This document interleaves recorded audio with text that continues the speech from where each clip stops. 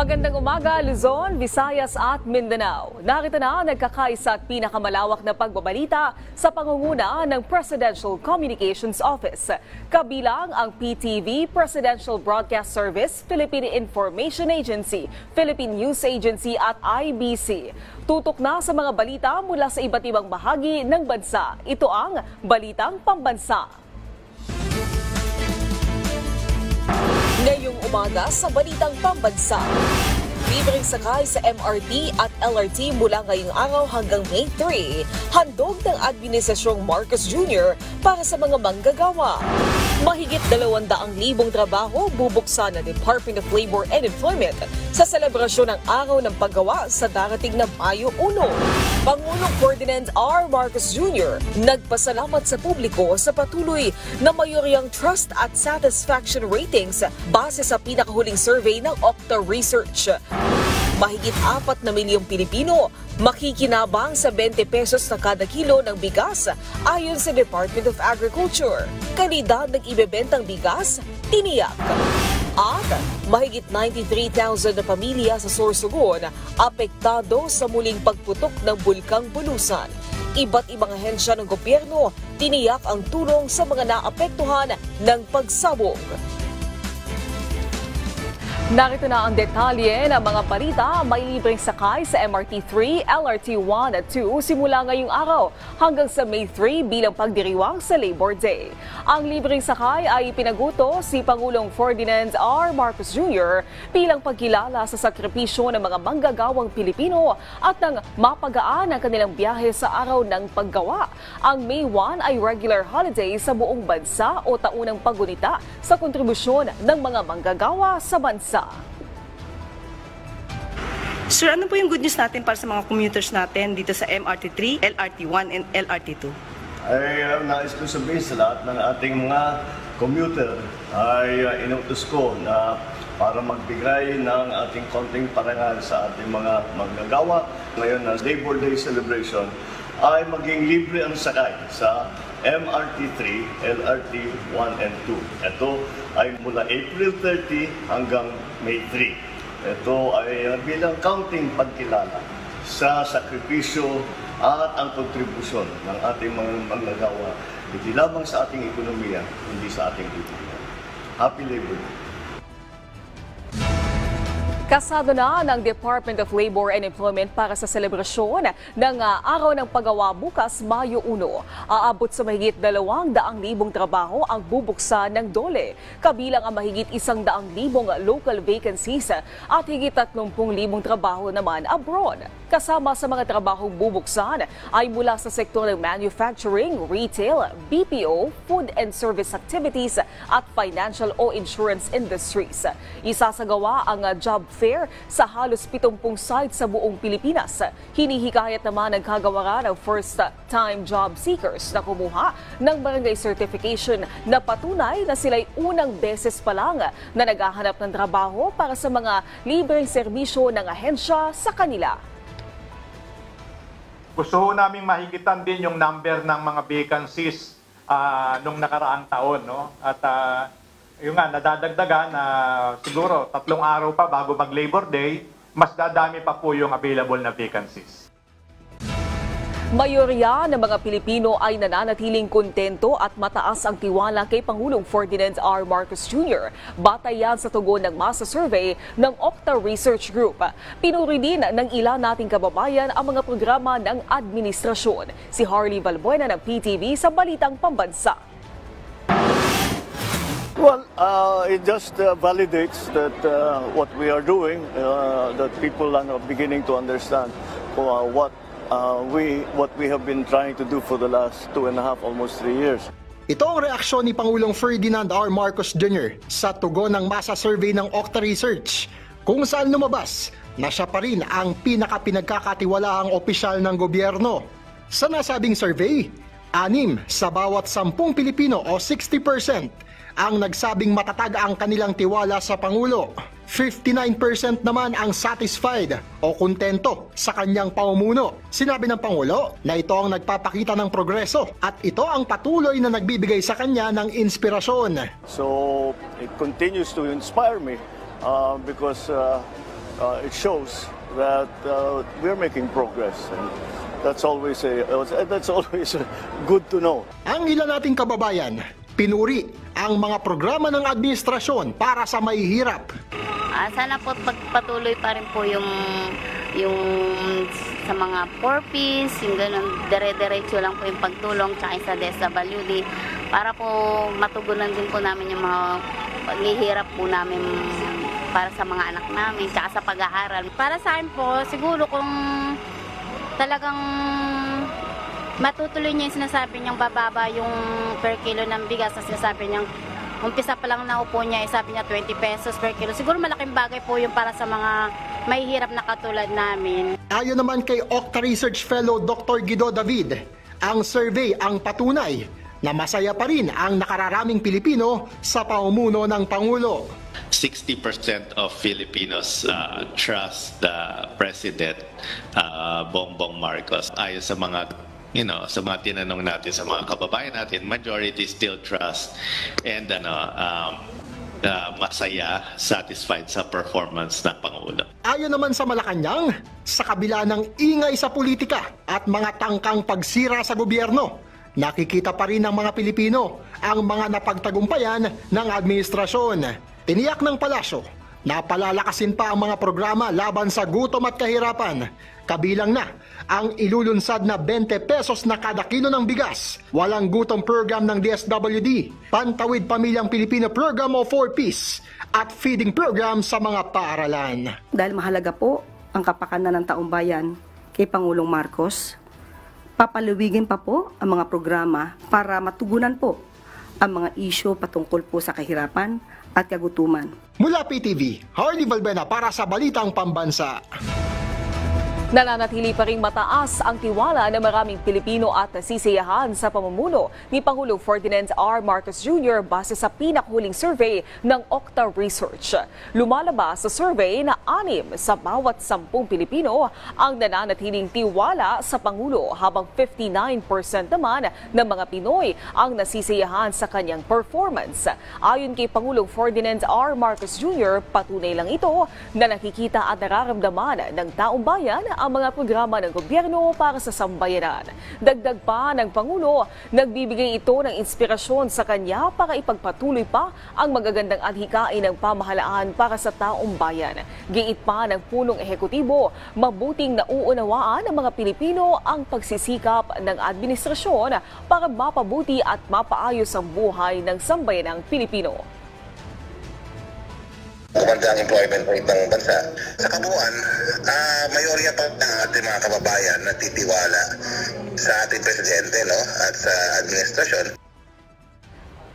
Mas pinalakas pa ng Pilipinas at Japan ang ugnayan ng dalawang bansa, lalo na sa usaping pang-ekonomiya at depensa. Ito'y kasabay ng pagbisita ni Japan Prime Minister Shigeru Ishiba sa Malacanang. Ang detalye sa Balitang Pambansa ni Hardy Valbuena ng PTV. Pasado alas 4:30 ng hapon ng Martes, nang dumating sa Malacanang si Japan Prime Minister Shigeru Ishiba. Kasama niya si Japan First Lady Ishiba Yoshiko. Sinalubong sila ni Pangulong Ferdinand R. Marcos Jr.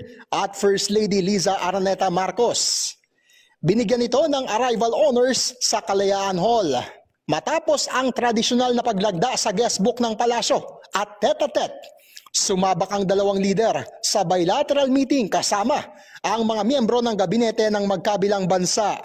I thus am looking forward to our talks today, spanning economic cooperation and development, strong people-to-people ties, and defense and security relationships. I hope our discussions today will further help us in our common pursuit of peace, security, and prosperity for all. Our two countries are bound by fundamental values, including the rule of law, as well as shared challenges in the area of security, economy, and disaster prevention. Sa joint press statement matapos ang bilateral meeting, ibinahagi ng Pangulo ang pagsusulong sa pinalakas na ugnayang pang-ekonomiya sa Japan. With the Philippines-Japan Economic Partnership Agreement that we have in place, we continue to look for ways to strengthen our business ties with Japan to broaden economic opportunities for Filipinos. Pinuri rin ito ang development assistance ng Japan na nakatulong sa maritime domain awareness, infrastruktura, food security, climate change adaptability, digital transformation, agrikultura at iba pang sektor. Malaki rin umano ang naging papel nito sa peace process sa Mindanao. At bilang ang Pilipinas ang unang recipient ng official security assistance ng Japan, ito ang nagbigay daan sa upgrades sa security agencies, lalo na sa Department of National Defense. Ang Japan naman, tiniyak ang patuloy na pakikipagtulungan sa Pilipinas sa pagpapanatili ng kaayusan sa East at South China Sea at buong Indo-Pacific. I hope that our two nations will continue to closely communicate with each other to oppose attempts to change the status quo in the East and South China Seas by force or coercion, and to realize free and open Indo-Pacific based on a rule of law. Kapwa kinumpirma rin ng dalawang lider ang kasunduan sa pagsisimula ng negosasyon para sa acquisition and cross-servicing agreement. Harley Valbuena para sa Pambansang TV sa Bagong Pilipinas. Alas 10 ng umaga, nakatakdang pirmahan ang SOVFA o Status of Visiting Forces Agreement sa pagitan ng Pilipinas at ng New Zealand. Sasaksihan ni Pangulong Ferdinand R. Marcos Jr. ang paglagda sa pagitan ng New Zealand Minister of Defense Judith Collins at ng kanyang counterpart si Defense Secretary Gilbert Churoro ng Pilipinas. Ang kasunduan ay inaasahang magbibigay daan para sa pagkakaroon ng legal framework para sa military cooperation, pagsasagawa ng military exercise at iba pang collaborative activities ng dalawang bansa. Sa sandaling malagdaan na ang SOVFA ay kailangan magkaroon ng ratifikasyon ang Senado alinsunod na din sa itinakdaan ng konstitusyon ng bansa. Ang New Zealand ay nakikitang may matibay na ugnayan sa mga kaalyado ng Pilipinas at nakikitang mahalagang katuwang sa pagpapanatili ng kapayapaan at katatagan sa Indo-Pacific.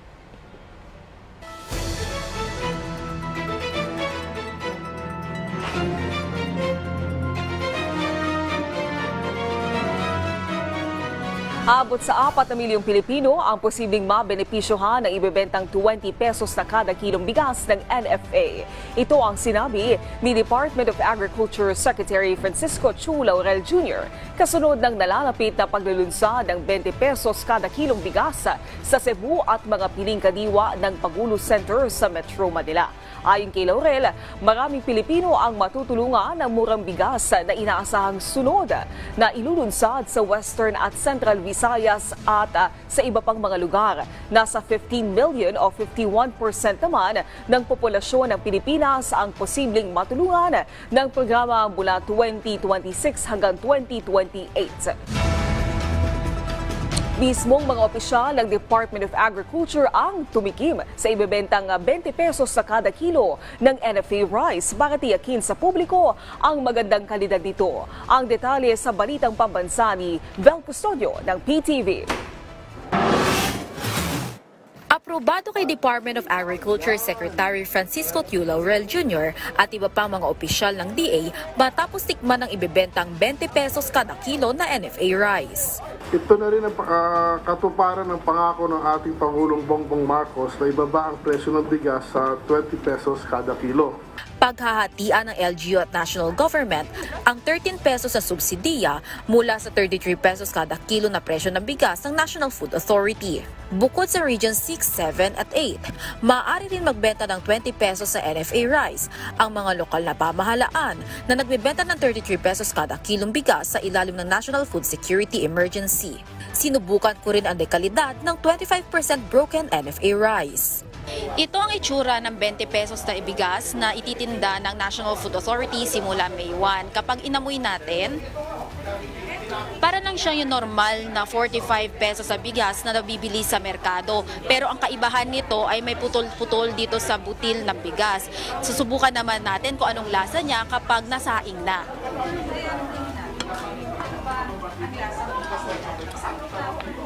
And subukan natin.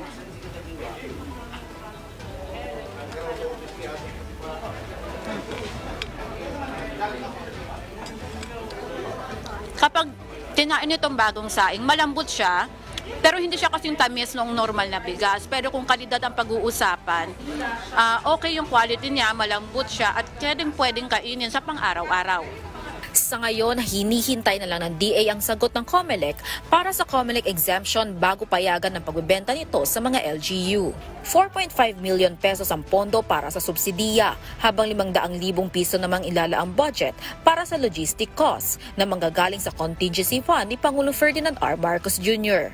Patuloy ang pakikipagpulong ni Pangulong Marcos Jr. sa kagawaran ng agrikultura para mas gawing plansyado ang implementasyon ng nasabing programa. Sa May 2 naman sisimulan ang pagbebenta ng NFA rice sa piling mga kadiwa ng Pangulo Centers. Kabilang dito ang Kadiwa Center sa ADC Building ng DA, Bureau of Animal Industry, Bagong Sibol Market sa Marikina at Tabotas City Hall. Prioridad na makabili ng 20 pesos sa NFA rice ang mga nasa vulnerable sectors, kabilang ang mga miyembro ng 4Ps, senior citizen, PWD at solo parent. May quality assurance team naman para masiguro ang kalidad ng ibebentang 25% broken NFA rice. We have to implement our quality assurance teams to do the job correctly. Actually, I'm meeting with the whole NFA on Monday, no? Lahat ng region by Zoom and all the quality assurance manager to tell them na, hoy, kailangan ayusin natin to. We are under a microscope and we have to perform our best.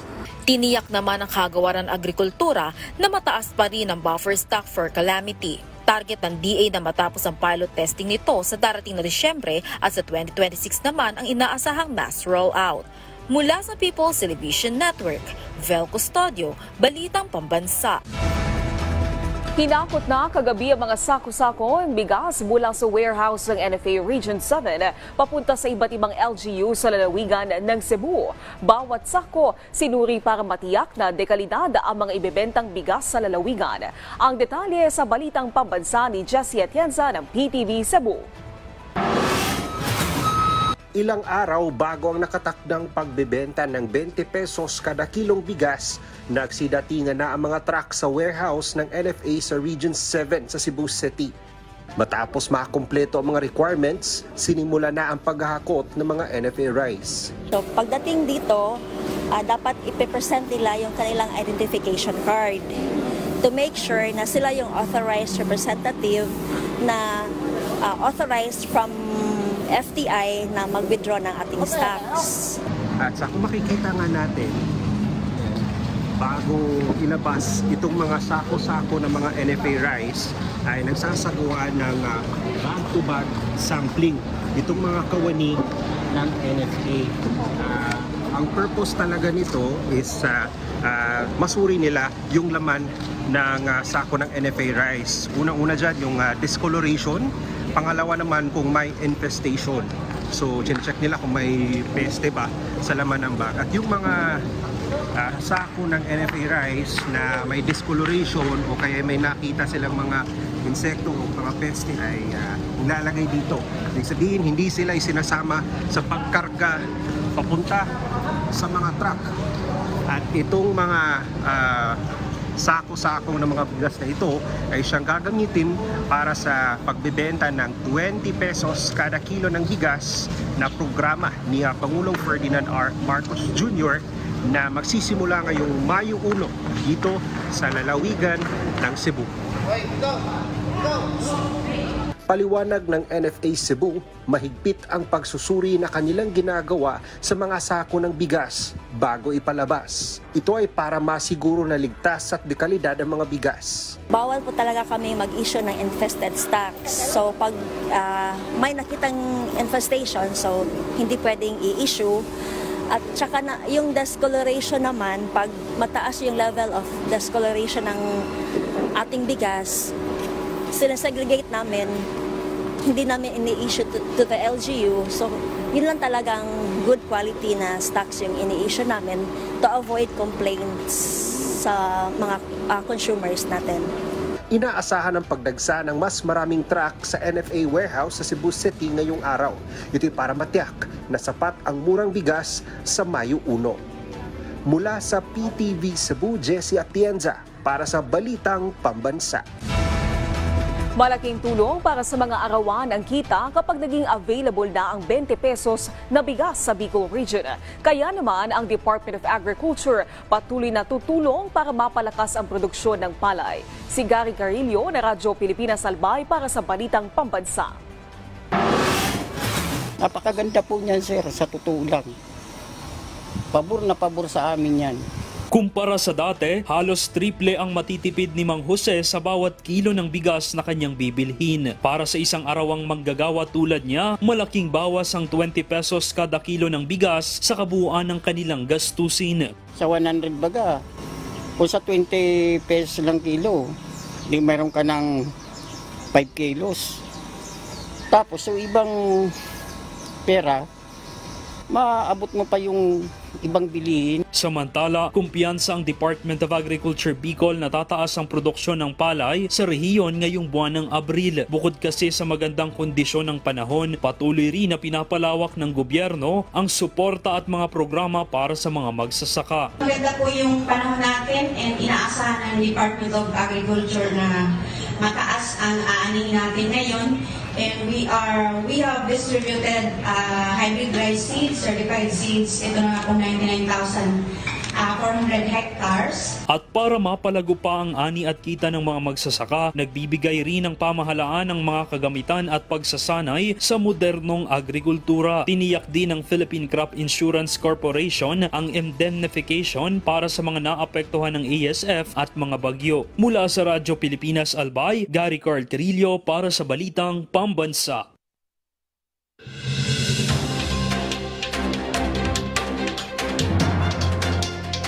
Sa pagkakataong ito, alamin natin ang pinakahuling presyohan ng mga paninda sa Kadiwa Store. Si Gab Villegas ng PTV sa Balitang Pambansa Live. Gab! Naomi, para sa mga nais mamili ng kanilang ilulutong ulam ngayong umaga, narito ang presyohan ng mga gulay na pwede nyo mabili dito sa Kadiwa sa mababang halaga. Ang presyo ng bawang nagkakahalaga ng 140 pesos kada kilo.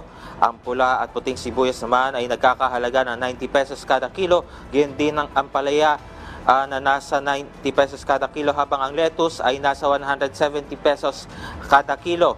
Ang presyo naman ng patatas ay nagkakahalaga ng 70 pesos kada kilo. Ang Baguio beans naman ay nagkakahalaga ng 100 pesos kada kilo.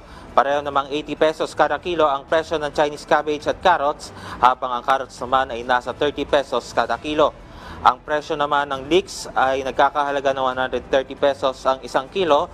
Parehong 100 pesos kada kilo ang presyo ng cauliflower at broccoli, habang 80 pesos kada kilo naman ang presyo ng talong, at ang okra naman ay nagkakahalaga ng 90 pesos kada kilo. Ang kalabasa ay nasa 45 pesos ang isang kilo. Naomi, kahit alas 7 pa lamang ng umaga dito sa Kadiwa, sa tanggapan ng Department of Agriculture sa Quezon City, ay maaari na mamili ang ating mga kababayan, partikular dito sa mga malapit sa Quezon City.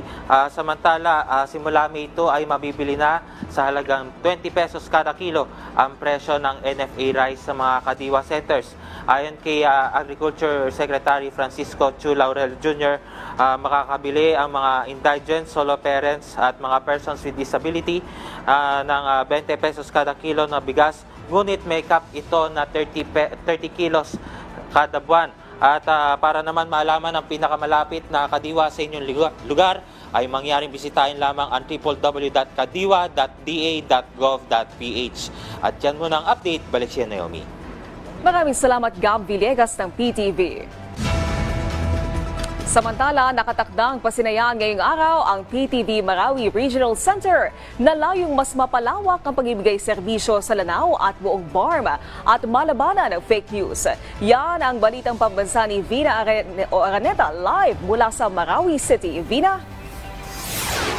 Naomi, isang oras mula ngayon, formal nang bubuksan ang PTV Marawi Regional Center na nandito sa Barangay Buadi Sacayo sa Marawi City sa loob ng Capitol Complex. Makikita nyo sa likod ko yung setup natin. May gagawin dito ng ribbon cutting ceremony. Inaayos na rin yung mga upuan. May maikli at simpleng programa na gagawin dito mamaya na pangungunahan ni PTV Network General Manager Attorney Robert Dolier at Lanao del Sur Governor Mamintal Bombit Alonto Adjong Jr.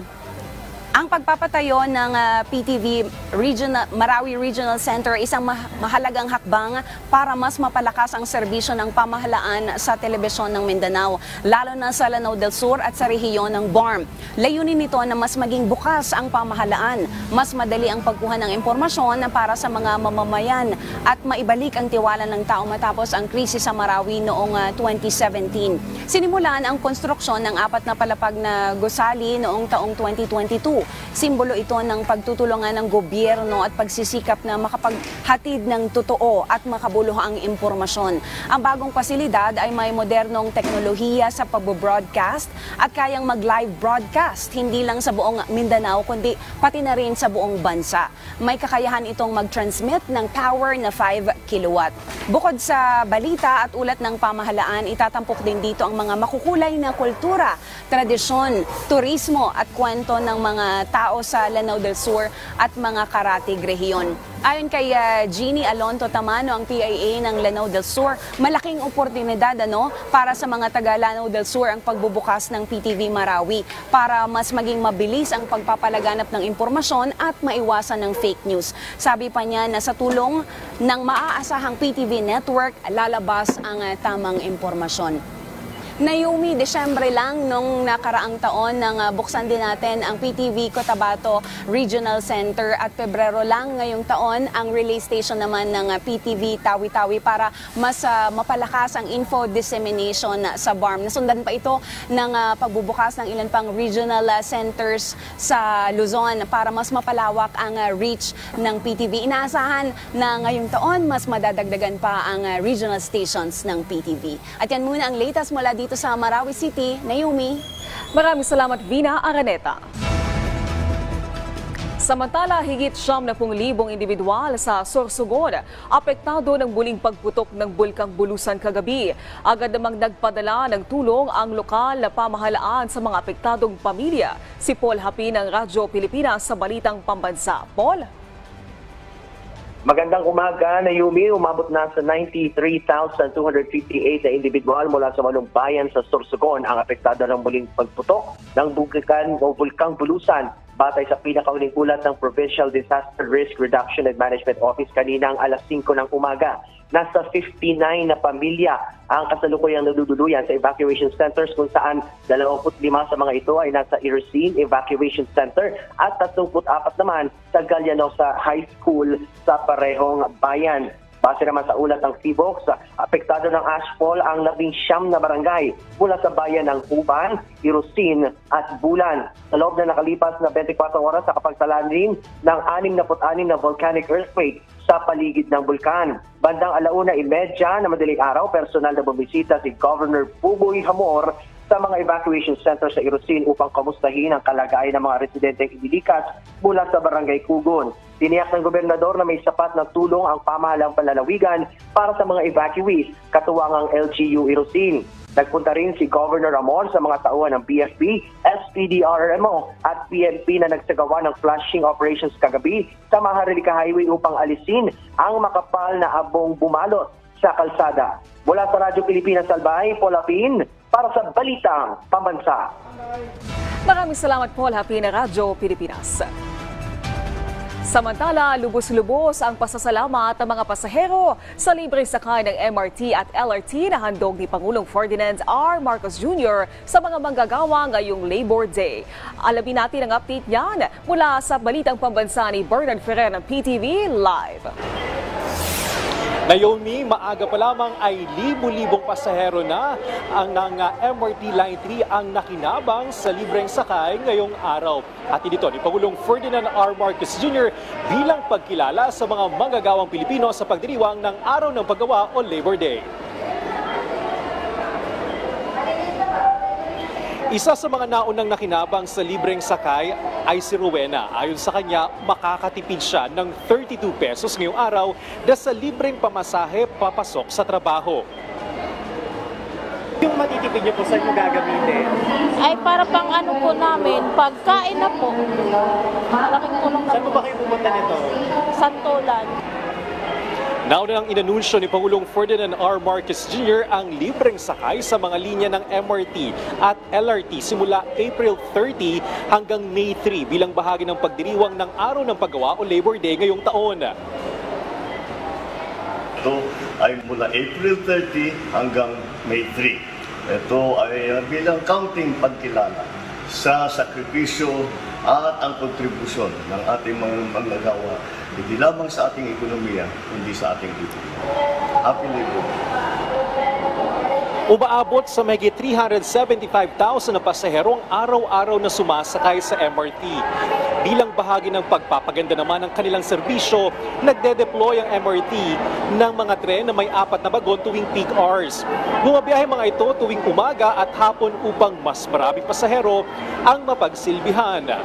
Naomi, para maka-avail yung mga kababayan natin ng libreng sakay, magtungo lamang sa ticket booth at sabihin sa mga cashier kung saan silang stasyon bababa.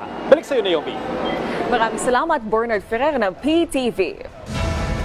Nagtanim ng 300 bakawan ng Philippine Coast Guard sa Ilocos Sur para maging posibleng panganib at epekto ng mga paparating na bagyo. Si Ayla Villanueva ng PIA Ilocos Sur para sa Balitang Pambansa.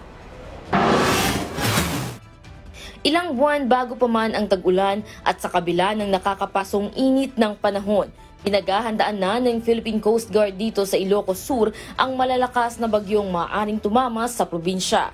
Nito lamang nakaraang Lunes ay nagsagawa ang PCG ng pagtatanim ng 300 mangrove propagules sa Barangay Surnit, Bayan ng San Juan upang mapababa ang tsansa ng panganib sa mga baybaying lugar. Isinagawa ito bilang bahagi ng pagdiriwang ng ika-27 anibersaryo ng PCG Marine Environmental Protection Command sa pakikipagtulungan ng Bureau of Fire Protection.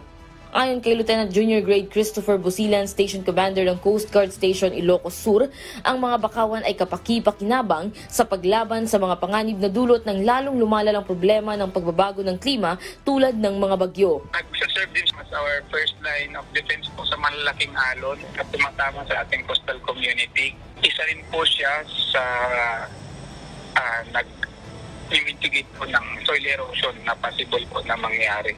Aniya, ayon sa mga pag-aaral, ang mga bakawan din umano ay tumutulong na mabawasan ang matinding init sa mga komunidad sa baybayin at nagbibigay ng tirahan para sa pag-aanak ng mga buhay dagat. Hinihikayat ni Busila ng mga residente, maging ang mga bumibisita sa dagat, na itanim ang mga propagule ng bakawan na makikita nila upang mapalawak pa ang matamnan ng bakawan. Mula sa PIA Ilocos Sur, Ayla Villanueva para sa Balitang Pambansa. Maraming salamat sa pagsama sa amin ngayong umaga. Tumutok muli sa ating programa mamayang alas 12 ng tanghali kasama ang buong puwersa ng Presidential Communications Office. Mula sa PTV, ako si Naomi Tiburcio. Itong nagkakaisang puwersa ng pagbabalita, ito ang Balitang Pambansa.